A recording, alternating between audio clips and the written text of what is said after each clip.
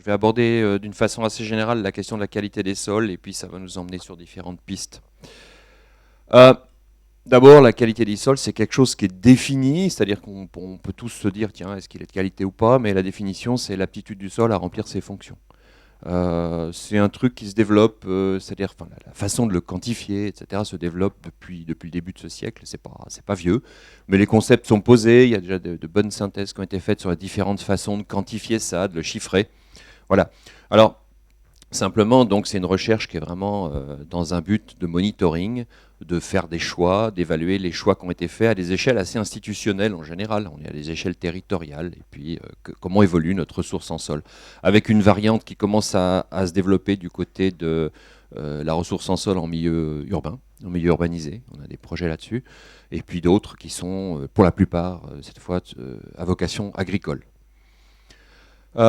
Et les fonctions des sols, donc la production de biomasse, celle qui va intéresser l'agriculture, c'est une des fonctions. Hein. Je ne reviens pas là-dessus, le Millennium Assessment l'a fait, ça a été rappelé aussi avec l'année mondiale des sols.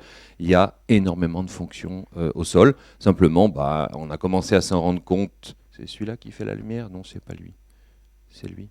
On a commencé à s'en rendre compte, Millennium Assessment c'est 2005, etc. Donc vous voyez, on est de nouveau dans le siècle présent et pas tellement avant, à part pour quelques initiés, de cette multitude de fonctions des sols. Et puis donc ce qui en découle, ce sont un certain nombre de services qu'on appelle écosystémiques rendus à nous, l'espèce humaine.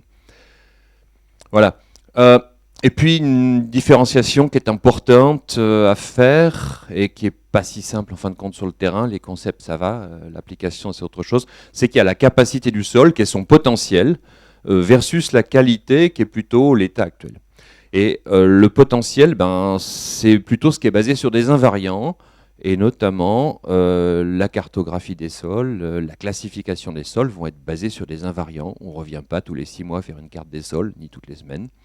Par contre, la qualité du sol va plutôt être basée sur des indicateurs qui répondent à ce qu'on fait dessus, à la gestion, et donc des indicateurs qui varient sur des pas de temps courts. Voilà. Donc il y a cette distinction entre capacité du sol et qualité du sol. Si on se cale bien, on ne parle pas de la même chose. Et si on ne se cale pas, on risque d'avoir de beaux dialogues de sourds, ce à quoi j'assiste souvent. Voilà. Donc de quelle qualité parle-t-on? Donc pour revenir là-dessus, la potentielle ne prend pas en compte évidemment les atteintes récentes. Hein. Vous pouvez avoir un sol profond, pas profond, argileux, pas argileux. Ça vous en dit peut-être pas encore assez pour vous comme agriculteur sur ce que vous allez aussi vous intéresser, par exemple à la teneur en matière organique ou à la compaction, qui vont pas rentrer là-dedans et qui vont pas rentrer dans une cartographie. Et puis l'actuel. Mais ce qui fait qu'on peut qualifier cette fois-ci un sol comme étant de mauvaise qualité alors qu'il a un très fort potentiel. Voilà. Bon, je reste là, on pourra toujours en discuter, notamment dans les applications de gestion du territoire, hein, où on se demande toujours, on est toujours comme l'âne de Buridan entre les deux seaux. Est-ce qu'on s'intéresse plutôt à la capacité ou à la qualité en termes de gestion? Voilà, pas de limite nette, parce que certains indicateurs, alors la structure du sol, vous pouvez la dégrader en 30 secondes avec un engin suffisamment lourd, et même en 1 seconde. La matière organique, on est sur quelques années, le pH, on est entre les deux, etc. Donc là, il n'y a pas de limite très nette entre ce qui va fluctuer très rapidement et ce qui va être relativement indépendant à l'échelle humaine de nos actions. Voilà. Bon, je passe aussi là-dessus. Donc dans le court terme, on va quand même retrouver énormément la fertilité minérale dans les indicateurs développés, j'entends. C'est-à-dire qu'on va retrouver, en fait, dans les études qui ont été faites, la mise en avant de la matière organique systématiquement, teneur en matière organique, principal indicateur dans tous les cas, mais aussi va émerger fortement dans les calculs, en fait, la fertilité minérale, avec éventuellement des problèmes d'artefacts. L'indicateur le plus retenu actuellement, il s'appelle SMAF, Soil Management Assessment Framework. Je pense que vous le verrez débouler tôt ou tard quelque part dans votre pratique professionnelle parce que la tendance c'est de fournir ce type d'outils avec des outils en ligne, etc. pour les appliquer de façon assez simple. J'entends au niveau des décideurs, hein, mais du coup ça peut venir aussi impacter votre métier. Sachant qu'il y a des artefacts dans les calculs, c'est pas si simple. Par exemple, si la fertilité minérale apparaît, lorsqu'on réunit des experts, ils disent bah non, moi, le niveau de phosphore, ça me donne pas la qualité d'un sol, je suis pas d'accord, même s'ils sont des experts agricoles. Par contre, les méthodes de calcul le font ressortir. Voilà. Et puis, donc toujours en qualité des sols, il y a des alternatives qui sont développées sous forme d'indicateurs simples et qui, cette fois, peuvent être utilisés, et non seulement utilisés, mais saisis par les agriculteurs eux-mêmes. Donc ça, c'est une autre tendance qui progresse bien, et notamment en passant par de l'évaluation visuelle. Vous avez pas mal de publications là-dessus maintenant. L'évaluation visuelle, ce qui renvoie aux questions sur la structure, est-ce que je peux voir mes mycorhizes, etc. On reviendra un petit peu là-dessus. Mais la gamme de ce qui peut se faire visuellement, j'irais, a tendance à s'étendre et à se fiabiliser. Voilà, donc ça c'est intéressant. Et puis, évidemment, on se pose la question de la productivité, de la fertilité. Donc, est-ce qu'on se pose la question de la productivité dans l'absolu en termes de revenus agricoles ? Voilà, ce qui renvoie au concept. Et le concept, il est relativement relatif. Hein, notamment au système de culture, comme le rappelle Sébiote. Bon, on pourra toujours revenir là-dessus. Voilà. Et puis la fertilité, on commence couramment à la mentionner selon 3 piliers, physique, chimique, biologique, avec un effet éventuellement de mode sur la biologie. J'entends par là, non pas que la biologie n'est pas importante, on vient de l'entendre parler, mais c'est le nouveau truc qu'on découvre, et vous avez des gens qui commencent à tout simplifier, tout ramener à la biologie. On pourra en parler dans plusieurs rayons, ça peut aussi être un piège. Autant on découvre la biodiversité, on a vu des bons exemples, autant l'immense redondance entre les fonctions font qu'il est très difficile de lier un changement dans la diversité des taxons, etc., un changement de fonction. Mais dans les médias, chez beaucoup de décideurs, etc., où le pas est allègrement franchi. Et c'est un saut quantique. Attention. Voilà. Aspect historique qui est assez important, je le rappelle toujours, mais je crois que je continuerai à le rappeler. Autrefois, on n'avait pas d'autres outils, en gros, que la gestion du stock organique. Et ça a donné des études extrêmement pointues, au début du 19e siècle, sur comment gérer la fertilité de son sol, et très sophistiqué parce qu'on était non seulement sur la fertilité pour la récolte de l'année en cours, mais aussi sur l'impact de la pratique sur la fertilité des années à venir, etc. Tout ça, ça a été chiffré par rapport à la gestion principalement évidemment de la rotation, mais aussi de la fertilité organique. C'était des ouvrages majeurs, notamment d'Albrecht Daher, qui ont fait le tour de l'Europe, qui ont été publiés dans toutes les langues. Vous les trouvez en français, en italien, en allemand, en russe, etc. C'était vraiment l'alpha et l'oméga de ce qu'on savait faire, et ça s'est éteint très brutalement en courant 19e, parce qu'on s'est retrouvé à maîtriser, à comprendre et à maîtriser les effets des fertilisants minéraux, donc NPK. Voilà. Et à partir du moment où ils ont été disponibles, non seulement on a pu s'en servir, c'est venu progressivement, mais aussi ça flattait assez bien la philosophie développée à ce moment-là, qui est que l'homme maîtrise l'environnement et en fait ce qu'il en veut. Donc on n'a pas hésité à basculer dans ce domaine. Et ça a donné, notamment, ça c'est les résultats que rappelle Jean Boulaine dans son livre en France, des rendements multipliés par 10, mais aussi, vous voyez, cette hausse de consommation ou d'application de NPK, principalement après la Deuxième Guerre mondiale, et des rendements multipliés. Bien sûr, il y a eu des résultats, ce qui ne veut pas dire que ces résultats ne sont dus qu'à ça, mais il s'est passé toutes ces choses-là. Alors, dans le même temps, l'autre question, c'était le travail du sol, la mécanique, et c'est intéressant, ça aussi j'aime bien le rappeler. Lorsqu'on regarde pourquoi on travaille le sol comme on le fait aujourd'hui, hein, profondément, etc., et qu'on cherche des théories agronomiques, on ne trouve pas grand-chose, sauf si on remonte au 19e siècle. Et là, vous avez des gens qui vous disent qu'il faut labourer profondément, parce que le sol n'a pas de valeur tant que l'homme ne l'a pas travaillé. Et le sous-sol a une valeur très faible, etc. Voyez, jusqu'à un certain point, grâce aux puissants outils agricoles, il peut, etc., devenir actif. Le sous-sol, c'est pas bon. Et puis, les cultivateurs qui ne labourent pas profondément ne comprennent pas leur intérêt. Et c'est sidérant parce qu'on n'a pas de moteur, on n'a pas de... Voilà, non, mais le gars est très cohérent, il vous explique. Alors, ce sont des communications scientifiques, comme vous pouvez en entendre aujourd'hui dans des congrès. Il est très cohérent, il explique qu'il faut labourer à 80 cm, et qu'on peut le faire en mettant 16 bœufs en ligne, et il donne l'adresse des fabricants de charrues, etc. C'est le high-tech de l'époque tel que proposé. Évidemment, ça c'est très, très peu fait, j'imagine, et on a attendu d'en avoir des moyens plus faciles, mais on trouve des théories comme ça au 19e, Et on voit bien, en lisant ça, et ça nous fait sourire aujourd'hui, cette idéologie complète de l'homme qui féconde l'environnement, finalement. Je dis toujours, on n'est pas loin du délire érotique quand on voit la formulation, mais... et donc, finalement, l'environnement ne vaut pas grand-chose tant que l'homme ne l'a pas fécondé. Voilà. Et par contre, c'est évidemment après la Seconde Guerre mondiale, dans le cadre des relances notamment de l'Europe, etc., qu'on en est venu à labourer, éventuellement très profond. Là, ne riez pas, c'est en Suisse. Et voilà, mais enfin, plus communément ça. Mais vous voyez que l'idéologie, ça c'est très important, l'idéologie elle est du 19e siècle et c'est bien une idéologie, c'est pas un background technique. À l'époque, tout ça était absolument pas calé. Là on avait des raisons de le faire, mais c'était pas forcément des raisons de qualité du sol. Et on sait qu'évidemment un effet de l'impact mécanique, c'est un effet sur la qualité du sol au niveau physique et principalement via une perte de matière organique. Bon, on pourra toujours en reparler un peu plus en détail, mais voilà, perte de matière organique. Alors, arriver à ces puissances et ces nombres de socs et ces vitesses, ça s'est fait progressivement, mais je dirais entre 1960 et 1980. Et là, le boulot était fait. Hein. On a eu des chutes de teneur en matière organique dans ces périodes-là, jusque dans les années 90. Et dans beaucoup d'endroits, je vous montrerai, on est arrivé un petit peu à l'étiage, on est un petit peu arrivé en bas. Et des gens s'inquiétaient à l'époque. Hein, vous aviez Monnier qui s'inquiétait dans sa station INRA d'Avignon en disant mais les agrégats sont de moins en moins stables, de moins en moins stables. Ça, c'est des choses qu'il disait en 1980 liées à ça. Donc, un de ces 4 matins, on va se retrouver avec érosion massive, inondation massive, etc. Et puis, dans les années 90, on a eu la baie de Somme, puis d'autres différents trucs comme ça. Puis, on a dit mais pourquoi on n'a pas fait des digues, pourquoi on n'a pas curé les rivières? Mais les sols, on n'en a toujours pas parlé, quoi. Voilà. Alors bon, ça c'est les différents stress subis.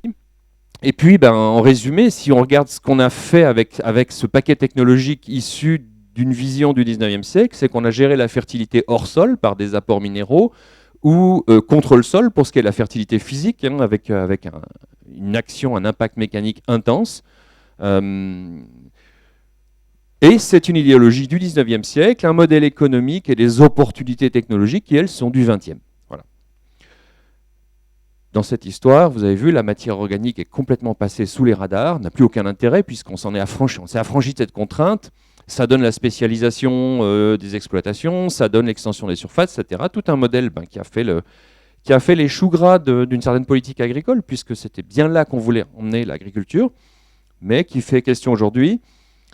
Entre autres, on s'aperçoit que la teneur en matière organique des sols, elle a baissé de 50 à 70%. Ça, ce sont des publications générales selon les systèmes de culture, etc. Je vous montrerai des choses plus précises qui vont effectivement dans ce sens. Et de ce point de vue, c'est une agriculture minière. N, énergie fossile, PK, voilà, on sait que dans ce siècle, on aura épuisé les gisements de phosphore connus, K, c'est pour le début du siècle suivant, et la matière organique, eh bien, en labourant plus profond, etc., progressivement, on a épuisé un stock aussi qui aurait un âge moyen de l'ordre plutôt de 3000 ans. Donc c'est encore du minier. Voilà. Donc alors, finalement, c'est le roi du pétrole en faisant ça, mais on est aussi un petit peu dans une stratégie qui est en fin de course, économique, technique, environnementale. Voilà, ça c'est le tableau que je peux en dresser en faisant pas plus long. Alors, est-ce que c'est un problème? Alors, au niveau des ressources sécurité alimentaire mondiale, oui. Pas seulement, dans des revues généralistes comme Science, on vous dit attention, par exemple, ça c'était 2004, un numéro spécial sur les sols, The Final Frontier, la limite de la connaissance, ça rejoint la phrase de Léonard de Vinci que tu montrais tout à l'heure. Voilà, l'érosion est un problème aussi grave que le changement climatique. Voilà, faites un micro-trottoir sur le changement climatique il y a 15 ans, vous n'aurez pas beaucoup de succès. Aujourd'hui, tout le monde dira oui, ça y est, j'ai compris. Faites un micro-trottoir sur l'érosion il y a 15 ans et maintenant, ça aura donné le même résultat. Hein, quoi, comment? Voilà. Voilà. Scientifiquement, c'est pas plus rassurant que le changement climatique. Youpi. Et donc, autre problème avec les sols, c'est qu'on est un peu dans l'histoire du gars qui saute du 10e étage et puis qui dit, arrivé au 2e, jusqu'ici tout va bien. C'est que les sols, ils encaissent, ils tamponnent. Et quand les effets deviennent vraiment manifestes, en général, c'est un peu tard, quoi. Voilà. Donc jusqu'ici, tout va bien, mais c'est un petit peu le souci au niveau des sols. Voilà. Alors c'est aussi un problème, il y a aussi plutôt un problème de stagnation, voire chute des rendements. Ça, ce sont des chiffres lesquels je vous ai mis là français. On les retrouve aussi dans les publications aux échelles internationales. En Suisse, on a absolument les mêmes figures. C'est-à-dire on a un certain nombre de productions dont les rendements ont cessé de croître alors que les facteurs de production continuent, eux, d'arriver. Et tout le monde se demande. Alors chaque cordonnier vous dira que c'est parce que c'est les chaussures, mais on se pose des questions de climat, de qualité des sols, etc. Voilà, on va regarder un petit peu côté sol. Et puis évidemment, là, cet été, stupeur et tremblement, il y avait un rapport du GIEC qui disait « Ouh là là, les sols, ça va pas », et pas seulement sous le fait que les sols contribuaient ou pas au changement climatique, mais sur le fait que la dégradation des fonctions des sols allait s'accentuer et que ces fonctions étaient indispensables, etc. Donc là, je dirais le contenu du rapport, il a surpris aucun spécialiste, voire même il aura déçu parce qu'il ne peut pas être très détaillé. En revanche, au niveau du public, là, en tout cas, moi j'ai constaté, public, surtout médias, décideurs, un effet choc indéniable. Mais vous voyez, on se réveille, on est au début du 21e siècle, on a découvert les fonctions des sols publiquement, je dirais, ou officiellement, au début du 21e, on est en train de découvrir tout ça. Ça peut peut-être vous étonner, mais c'est le cas. Voilà, alors en même temps, est-ce qu'on est à un point de bascule? Modèle agricole en bout de course, sol dégradé, fonction environnementale dégradée, difficulté de la profession, je ne vous apprends rien, attente sociétale, voilà. Sécurité alimentaire qui pose problème, et puis effectivement on voit, alors c'est pas pour les sols, hein, mais enfin on voit des assemblées de business, hein, ça c'est le réseau, comment il s'appelle déjà celui-ci, bref. Réseau sur le business aux États-Unis qui dit écoutez, non, ça, on peut plus faire notre finance comme ça, on peut plus travailler comme ça, il faut avoir des objectifs à long terme.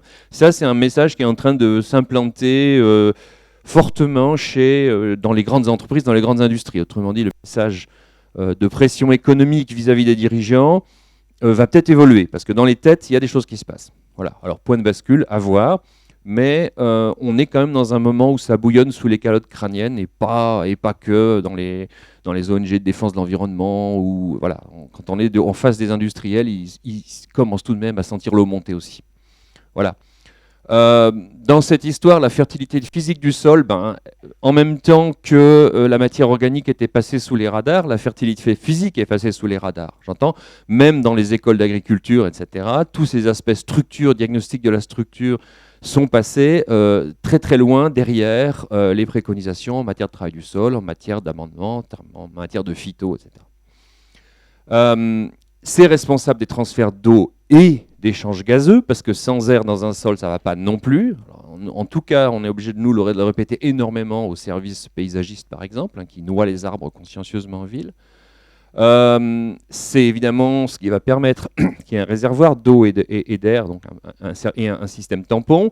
C'est là que la vie du sol va se développer. Ça a commencé à être évoqué tout à l'heure, on en reparlera un petit peu. C'est aussi comme ça que la colonisation racinaire va se faire. J'observe des champs un peu partout dans lesquels vous avez un hectare, mais vous n'avez pas un hectare, parce qu'en fait, il y en a la moitié qui n'est pas colonisable en volume. Voilà. Donc les racines n'y vont pas, ça se voit très très bien, ça prend 20 secondes. Et donc, on n'a plus la même surface, le même volume de sol. Voilà. Et puis, on veut le beurre et l'argent du beurre, on veut un système poreux, aéré, etc., mais stable, sous la contrainte. Donc, il y a aussi des questions de stabilité de la structure, et c'est notamment très important pour gérer les questions d'érosion, de compaction, d'infiltration. Voilà. Alors, juste un tout petit peu de terminologie pour bien se comprendre. Si vous êtes dans un laboratoire de physique du sol, on va vous dire il y a la porosité du sol, puis on peut décrire un spectre poral. D'un point de vue pédologique, ce n'est pas le cas. Il y a des types de pores et ils sont très différents. Et ceux qui vont nous intéresser, c'est ce qu'on appelle les pores structuraux. Ils sont dus à l'activité biologique, aux fentes de gonflement-retrait, et puis au vide d'assemblage. L'assemblage n'est pas compact, il y a des lacunes. Voilà. Alors des pores biologiques, on en voit un petit peu partout sur cette lame mince ici. C'est une coupe donc, de sol, ça fait quelques centimètres. Hein. Voilà, des fissures, alors évidemment partout, des fentes de retrait. Le sol gonfle et se rétracte, et c'est un vrai poumon, hein, ça ouvre et ferme, à l'échelle microscopique. À l'échelle macroscopique, ce n'est pas très bon signe, mais à l'échelle microscopique, oui. Et puis, vous avez ces lacunes aussi, ces vides d'assemblage un peu partout. Voilà. Et tout ça, c'est ce qu'on appelle la porosité structurale. Et il y a une autre porosité qui peut être tout aussi importante, qui est celle qui se trouve dans ce qu'on appelle communément la matrice argileuse de plasma, en fait. Et là, vous avez des pores beaucoup plus fins. On est nettement en dessous du micron en taille, du micromètre. le volume poral peut être plus conséquent que celui-là, ou moins. Ça dépend des sols et ça dépend de ce qu'on a fait avec ce sol. Mais ce sont deux systèmes poraux qui sont fondamentalement différents et qui ne réagissent pas du tout pareil. Ceux sur lesquels on va mettre l'accent ici, ce sont les pores structuraux. Et ce sont ceux qui vont répondre le plus fortement à toutes les opérations de gestion du sol. Voilà. Et puis, ils ont un avantage, on les voit. Donc, en termes de services, ce sont ceux qui assurent l'eau et le gaz à tous les étages. Vous voyez, ici, comme cette microstructure fait que tout va être distribué. Et en même temps, ceux sur lesquels vous pouvez avoir l'œil, c'est le cas de le dire, parce que vous allez pouvoir les diagnostiquer. Et ça donne beaucoup de puissance de diagnostic. Autre notion associée, la résilience. La résilience, c'est la capacité de la structure à se régénérer. La structure, on l'impacte par des opérations mécaniques, par du roulage, etc. Mais elle va se régénérer, ou pas. Et ça va dépendre, ce qu'on appelle la résilience, ça va dépendre de différents facteurs. Certains sur lesquels vous ne pourrez rien faire, par exemple la teneur en argile, a priori, vous n'allez pas la changer. Par contre, teneur en matière organique, oui, ça va énormément jouer, vous verrez. Et puis l'autre facteur, c'est la résistance, c'est-à-dire est-ce qu'on résiste à un impact, puis est-ce qu'on se remet d'un impact. Et la résistance, donc, c'est la capacité du sol à encaisser un impact, par exemple le poids d'une remorque. Et là aussi, on a à nouveau des conditions, par exemple, évidemment, vous le savez, un sol très humide, ça va facilement se compacter. Vous avez des facteurs texturaux, bien sûr qu'un sol sableux, voire caillouteux, va moins se tasser qu'un sol argileux humide. Et vous avez la matière organique qui est un levier énorme. Voilà. Et puis la vulnérabilité, c'est la combinaison des deux. Si votre sol est peu résistant et peu résilient, il est très vulnérable. Et puis s'il est résistant et résilient, il est peu vulnérable. Voilà. Et donc l'état structural moyen que vous allez constater au champ, c'est la combinaison de ce que vous avez fait dessus et de sa vulnérabilité. Voilà. Enfin, dernière chose, la structure, celle qu'on voit et celle qu'on peut mesurer physiquement, contrairement à la texture, contrairement à votre teneur en argile, en sable, etc., elle varie avec le temps, elle varie très très vite. Faites un parking d'une fête par temps de pluie, avec, voilà, vous allez avoir le meilleur sol du monde, le lendemain, il aura piteuse allure, simplement parce qu'il y aura eu beaucoup de roulage dessus, un tractor pooling, encore mieux. Voilà. Bon. Donc ça varie très très vite. Pour parler plus simplement, une récolte de pommes de terre ou une betterave, ça peut laisser des traces à l'automne dans de mauvaises conditions. Voilà. La qualité de la structure varie donc, elle aussi, très vite dans le temps, et elle se suit très facilement avec un test bêche. Surtout que maintenant, on a des tests bêche qui ont été optimisés, notamment celui qui s'appelle VESS, vraiment quelque chose qui tend à se généraliser, Visual Evaluation of Soil Structure. C'est les Anglais qui l'ont fait. On le voit au titre, à son nom, et on le voit parce que c'est une échelle de 1 à 5, mais 1 c'est bon et 5 c'est mauvais. Ça, c'est les Anglais aussi. Nous, on aurait fait le contraire. Mais pour le reste, c'est nickel. En fait, c'est développé à l'échelle mondiale. Voilà. Et notamment, on va voir, bon, je ne vais pas trop détailler, mais on voit notamment qu'on, grâce, le test bêche, c'est vieux comme la bêche, mais grâce au fait qu'on a ces protocoles de notation simplifiés, on agit vite et on agit en donnant des notes qui ont du sens, voilà, physiquement notamment. Alors, comment ça se passe? Si vous travaillez avec une feuille de score, ici, c'est une qu'on a repris entre, disons, Suisse et France. On l'a un petit peu amélioré, mais c'est un groupe de travail international. Donc, au fur et à mesure, ça repart dans les différentes langues. C'est aussi un intérêt, c'est qu'on parle la même langue. Vous pouvez donner le même score au Brésil, au Danemark et en Suisse ou en France à partir de cette technique. Voilà. Et puis, ou alors, vous verrez, on peut le faire aussi avec des applications mobiles.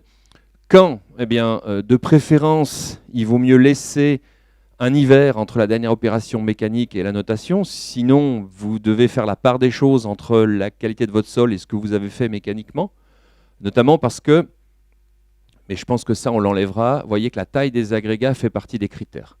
Alors, évidemment, si vous venez de RC, vous êtes tranquille, à moins que la herse ne marche pas, vous êtes là-haut, quoi, hein. Or, ce n'est pas forcément un sol en bon état. Donc ça, c'est des choses qu'on fera peut-être évoluer. Ce que je veux dire par là, c'est que c'était fait par des experts jusqu'à présent. Maintenant, il y a des centaines d'agriculteurs qui l'utilisent dans les réseaux avec lesquels on travaille. Et du coup, on voit arriver des biais qu'il n'y avait pas avant. Parce que nous, on dit ça, et voilà, on est gentil, on est mignon comme chercheur, on dit faites ça après un labour, mais non pas toujours le temps. Pardon, après un hiver, et pas toujours le temps. Et donc, il y en a qui font quand même leur test après. Et là, on se rend compte que du coup, s'ils ont donné de l'importance à la taille des agrégats, ils ont un petit peu biaisé la note. Et bon, ok, bah oui, mais il faut que ce soit pratique. Donc, on va lever ce critère. Voilà. Il y a des petits détails comme ça. Ça évolue, mais ça fonctionne déjà très très bien. On a montré aussi qu'avec 5 coups de bêche dans une parcelle, vous aviez vraiment une note très représentative de la parcelle, et ça va prendre quelques minutes, moins d'une heure pour une parcelle. Vous pouvez utiliser une application qui est libre qui s'appelle ESS, qui est sur Android, sur iOS, etc., smartphone. Vous pouvez envoyer ça par mail après sur votre mail chez vous, sur un serveur si c'est sur un projet. Enfin, voilà. Et puis, il y a des défauts à l'application aussi. De temps en temps, on a quelqu'un qui nous dit « Ouais, avec mon téléphone, la photo, elle n'a pas marché, etc. » On essaie d'améliorer. Voilà. Je pense que ces outils-là, ils facilitent déjà grandement les choses. Moi, les retours que j'ai, c'est que de temps en temps, il y a des bugs, mais que globalement, les gens, s'ils n'avaient pas l'application sur le téléphone, feraient beaucoup moins le test bench. Maintenant, ils arrivent à le faire. Voilà. Et puis, pour revenir aussi aux aspects biologiques, ça c'était un programme qui s'appelait Agrinov, sur lequel il y avait énormément, peut-être certains d'entre vous ayant participé, énormément de mesures biologiques qui avaient été faites, et notamment ces aspects biologiques qui ils sont coûteux à caractériser, ça ne peut pas être mis entre toutes les mains, et puis vous avez des dynamiques temporelles, et liées au climat et au temps, dans la biologie, qui font que, tout simplement pour aller ramasser des lombrics, vous pouvez parfois galérer lourdement. Et en synthèse de ce projet, il y a quelque chose d'intéressant qui est ici, mais je vous l'ai remis en plus grand. Au bout du compte, si votre radar, là, ce petit radar biologique n'est pas bon, en gros, c'est qu'il y a peut-être un mauvais état structural du sol ou pas assez de matière organique, ou encore une pollution. Autrement dit, ce qui va être déterminant pour la biologie, c'est quand même un habitat et des nutriments. Voilà. Donc, selon votre métier, si vous êtes chercheur, comme nos collègues tout à l'heure, et que vous êtes en train de déterminer des mécanismes, ou si vous êtes agriculteur puis vous voulez faire un diagnostic rapide et simple, vous n'allez pas forcément avoir la même approche, même si vous vous intéressez à la biologie. Moi, je dis que jusqu'à certaines limites, il peut être pertinent de décider de regarder la teneur en matière organique et l'état structural, sans chercher à savoir si cette semaine, j'ai plus de bactéries que la semaine dernière ou pas, etc. Voilà. C'est des questions d'échelle de temps et de quelle information on veut saisir. Mais structure, habitat, et puis nutriments, donc matière organique, ça c'est effectivement deux déterminants importants pour l'activité biologique. Donc, ce qui ne dit pas où est la poule, où est l'œuf, mais ce qui montre ce qu'on peut saisir comme information et comment on peut l'utiliser. Voilà, alors si on revient sur la qualité de la structure par rapport à la teneur en matière organique, ça c'est des résultats, bon, en fait c'est plus vrai, il y en a beaucoup maintenant, on continue à compiler tout ça. C'est notre test bêche, là, donc avec la note 1 qui donne la très bonne structure. Là, vous êtes quasiment dans le couscous. Et puis ça, c'est le béton, note 5. Si vous regardez la teneur en matière organique rapportée à la teneur en argile, eh bien, on voit que la limite de structure acceptable, là, on passe dans quelque chose qui est bon à quelque chose qui va poser des problèmes en termes de rendement et de gestion du sol. La limite en matière organique, c'est un rapport de l'ordre de 17%. De matière organique par rapport à la teneur en argile. Traduction, j'ai 10% d'argile, il me faut 1,7% de matière organique. J'ai 20%, il me faut 3,4, etc. Okay, ça, c'est un seuil très très simple, sachant que dans tous les travaux scientifiques, on parle de carbone organique, que là, nous, on va parler de matière organique, parce que vous, ce que vous recevez comme analyse, c'est des analyses matière organique, que la relation entre les deux, elle est à peu près comme ça, et ça peut un tout petit peu varier sur les décimales, enfin, ou même les centièmes, mais on calcule en fait la teneur en matière organique qu'on vous donne en résultat d'analyse sur la base d'une mesure de carbone organique qu'on a multiplié par ce facteur. Voilà. Donc c'est la même chose, les scientifiques du coup mettent carbone, vous avez besoin de lire matière organique, voilà. Il faut juste faire gaffe, des fois d'un document à l'autre, on passe de l'une à l'autre, et puis évidemment il y a un facteur 1,7 qui foire. Voilà. Mais ce qui est très très clair ici, on est sur énormément de sols du plateau suisse, donc des sols, on est entre le sol brun et le scalcisol, et échantillonné à n'importe quel moment de la rotation et à n'importe quel moment de la saison. Et ça, c'est le score de qualité de la structure, et vous voyez qu'il y a un point de bascule ici. Alors si on regarde ça plus en détail, voilà les teneurs en argile de ces sols-là, voilà les teneurs en matière organique. Ouais, j'aurais dû les modifier, ça c'est du jargon, c'est pas du non-labour, c'est de l'agriculture de conservation depuis plus de 10 ans, ça c'est conventionnel, et ça c'était les prairies permanentes. Alors voilà comment se distribuent tous nos gaillards, et si vous regardez les scores inférieurs à 2, donc les très bonnes structures, le rapport matière organique, alors on est au champ en parcelle paysanne, on n'est pas dans un labo en train de rêver avec des pots, on est bien en parcelle paysanne, vous voyez que vous avez des scores inférieurs à 2 pour, en moyenne, un rapport matière organique-argile de 24%. Si vous avez votre teneur en argile et votre teneur en matière organique en tête, vous aurez fait le calcul, vous verrez que c'est beaucoup, surtout si vous avez 60% d'argile, mais c'est comme ça. On l'avait dit, la limite entre les scores de structure dégradée, et donc la limite sous laquelle il ne faudrait pas se trouver, parce qu'on a un sol qui va être trop vulnérable ici, c'est 17%, et puis quand on tombe à une limite de 12% de rapport matière organique-argile, beaucoup d'entre vous vont être en dessous, et ben là on est statistiquement en moyenne, dans les rotations observées en Suisse, on est à des scores de l'ordre de 4 pour un rapport de 12%. Voilà, c'est-à-dire qu'on est supérieur à 4, pardon, donc c'est on va vers le bloc de béton, gentiment là. Voilà, je remontrerai ce graphique, donc je ne vais pas le détailler. La première leçon ici, c'est que qualité de la structure et rapport matière organique-argile sont proportionnels. Plus on a d'argile, plus il faut de matière organique pour atteindre la même qualité. Et ça, empiriquement, vous le savez, 2% de matière organique dans un sol sableux, c'est Byzance. 2% dans un sol à 50% d'argile, c'est la grande misère. Voilà. Alors quand je lis ou entends dans des manuels d'agriculture et autres, il faudrait avoir 2% de matière organique, c'est une ânerie. On ne peut pas le dire comme ça. Il faut le rapporter à la teneur en matière organique. Et ce rapport, c'est l'échelle de vulnérabilité. Donc ça ne vous dit pas si votre structure est bien à ce moment-là ou pas, si vous avez fait un tractor pooling ou pas, ça va changer les choses. Mais en moyenne, la qualité observée en moyenne dans les rotations à n'importe quel moment, etc., elle est là. C'est bien l'échelle de vulnérabilité. Donc c'est un indicateur à moyen terme à suivre de très très près. Dès que vous gagnez un pouillème là-dessus, vous gagnez en drainage, en rétention d'eau, etc. On va revoir ça. Alors, une signification aussi illustrée, j'espère que je ne vais pas vous embrouiller. Ça, c'est un travail qu'on a fait dans les vergers. On a un centre horticole qui nous sert aussi. Là, c'est des vergers de production. Des vergers complètement compactés après des décennies de production intensive. Mon collègue ici, Victor, a voulu qu'on fasse un essai avec un couvert végétal entre l'arrachage et la plantation pour essayer de récupérer un peu de la structure. Et c'est vrai que c'est une question qu'on nous pose toujours, dire ok, j'ai un test de structure, j'ai 4, j'ai 5, donc c'est l'enfer, mais il me faut combien d'années ramer pour récupérer cette structure?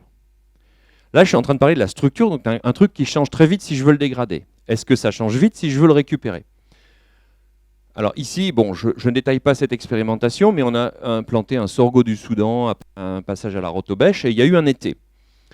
Ça, simplement, c'est la densité du sol, donc si vous voulez, c'est l'inverse de sa porosité. Plus il est dense, moins il est poreux. Puis ça, c'est la teneur en carbone, donc en matière organique, si vous voulez, dans les échantillons. Là, vous avez en fait la situation sous exploitation. Ce sont différentes mesures qui ont été faites dans le verger alors qu'il est exploité, et vous avez la densité du sol. Donc vous voyez, plus il est dense, moins il est poreux. La densité moyenne, on est quand même à peu près à 1,4 ici. Ça, ce sont les résultats à 5 cm de profondeur. Donc 1,4 à 5 cm, c'est beaucoup. Mais vous voyez que plus il y a de carbone organique là-dedans, plus le sol est poreux quand même. Très bien, c'est les points noirs. Ça, c'est après l'essai au sorgho, la situation du même sol, à la fin de l'été, au mois de septembre, après le passage du sorgho.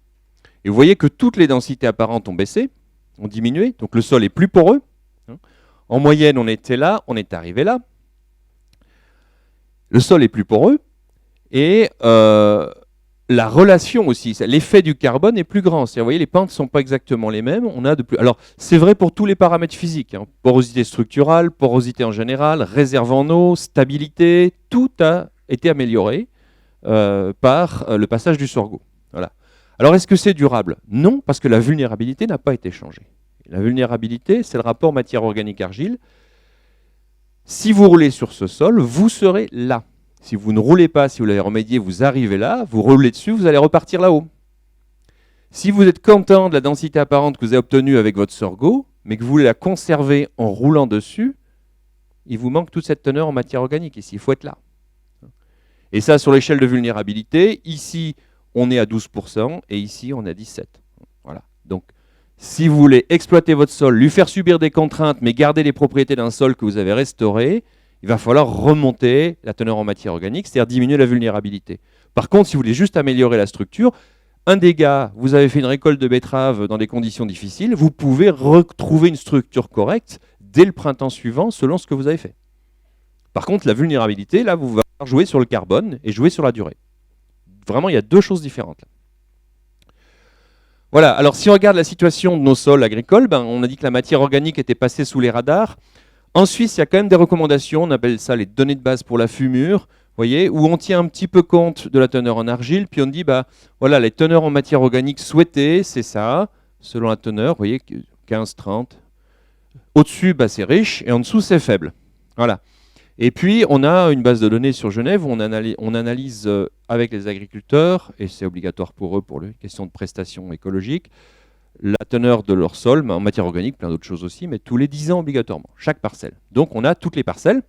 Ça, c'est les grandes cultures à Genève. Pardon. Les grandes cultures à Genève, vous voyez les résultats. Pour l'Office fédéral de l'agriculture, c'est pas trop mal, parce qu'on en a 75% qui sont normaux. Mais enfin, on tire plutôt en dessous qu'en dessus. Hein. Voilà, donc c'est quand même assez bas. Mais ça, c'est la limite, rapport 12%, sous lequel il ne faudrait surtout pas se trouver. Et puis ça, c'est le 17% qu'il faudrait en tout cas atteindre. Voilà. Donc là, vous voyez que si vous introduisez des critères de qualité du sol par rapport à la matière organique, ce qui n'existait pas avant, les critères anciens avaient été fixés par rapport à la minéralisation de l'azote. Si vous introduisez des critères de qualité, notamment physique, vous changez complètement votre regard sur les teneurs en matière organique souhaitées. Et dans ce cas, on aurait 75% des sols satisfaisants selon l'Office fédéral de l'agriculture, alors qu'en moyenne, on a 10% de rapport matière organique argile, et il ne faudrait pas être en dessous de 17. Ce qui veut dire qu'on a 70% de déficit. Donc là, on ne rigole plus, il faut gagner 70%. Bon, alors vous allez me dire, Genève, d'accord, petit canton agricole, agriculture très diversifiée, pas beaucoup d'élevage. Allons voir le Jura, avec des alpages, de l'enherbement dans la rotation, pas mal de bio aussi. Eh bien, la médiane, elle est à 12%. Ça, c'est la médiane. Voilà, elle est à 12%. Alors, il y a des gens qui vont plus haut. Et vous voyez que notre 24%, là, c'est pas un fantasme. Hein. Il y a du monde à 24%. On est toujours dans les grandes cultures uniquement, là. Donc ça se fait, hein. Ce n'est pas des chiffres de labo, encore une fois. Le 17% au-dessus, il y a quand même, au total, au-dessus du 17%, il y a quand même un bon 15% des exploitations. Mais en médiane, on est à 12%, c'est-à-dire on est juste à la porte de l'enfer. Voilà. Alors, enquête agricole, on vient de lancer des gros projets là-bas. Enquête auprès des exploitations agricoles. Quel est votre problème majeur? Structure du sol. Oui, ok. Voilà. Voilà. Si on regarde sur France, ça c'est les chiffres du réseau de mesure de la qualité des sols. Vous voyez sur les principales unités des terres arables, en grande culture et prairies, voilà les pourcentages de surface qui sont sous les 0,12. 50%, 32, 78, 76, etc. Vous voyez. Donc, en fait, c'est sur toute l'Europe. Dès qu'on est dans des systèmes intensifiés, et pour les raisons que je vous ai données avant, on a laissé partir la matière organique. Voilà. Donc c'est une généralité de l'agriculture intensifiée et c'est un point qui devient assez important. Alors en résumé de cette partie-là, je dirais qu'on sait évaluer la qualité de la structure et il faut le faire régulièrement puisqu'il y a beaucoup d'opérations qui vont l'impacter positivement ou négativement. Donc si vous avez vraiment un outil pour le voir, il y en a d'autres, hein, profil cultural, etc. Mais là c'est vraiment un outil rapide, il est là, high-tech. Et puis la vulnérabilité, ça il faut l'avoir à l'œil. On peut contrôler la teneur en matière organique tous les 5 à 10 ans selon ce qu'on fait. Mais ça va être vraiment votre porteuse. La porteuse de la réponse du sol, ça va être le rapport matière organique argile. Donc ça, celui-là, il faut le tenir à l'œil. Et si vous êtes sous les 17%, un effort. Alors, donc tout agriculteur peut et doit disposer de cette information. Voilà, à voir. Mais attention au pH. Attention au pH parce que ça, c'est un message qui est à part mais qui vient télescoper. Moi, je constate de plus en plus des sols quelque part entre 4,2 et 5,5, notamment en grande culture. En particulier quand des gens font de l'agriculture de conservation et sont rentrés là-dedans avec tellement de conviction qu'ils se disent que ça va tout régler. Et les fondamentaux, on les perd de vue. Donc il y a de moins en moins de gens qui contrôlent leur pH. Alors, je ne sais pas si vous vous reconnaîtrez, mais avec des très mauvaises surprises. Donc on va sur le terrain, on nous dit « Ouais, tu vois, ça fait 15 ans là qu'on fait de l'agriculture de conservation, on essaie de faire des couverts, des machins, ça ne progresse pas. » Et vous arrivez, il y a une structure un peu bizarre, pH mètre 4,5, ok, on revient dans 2 ans quand vous aurez chiolé, quoi. Et c'est tellement fréquent que maintenant, je le dis, gaffe, c'est tout simple, mais vraiment, il faut y faire très attention parce que là, ça peut annihiler tous les autres efforts.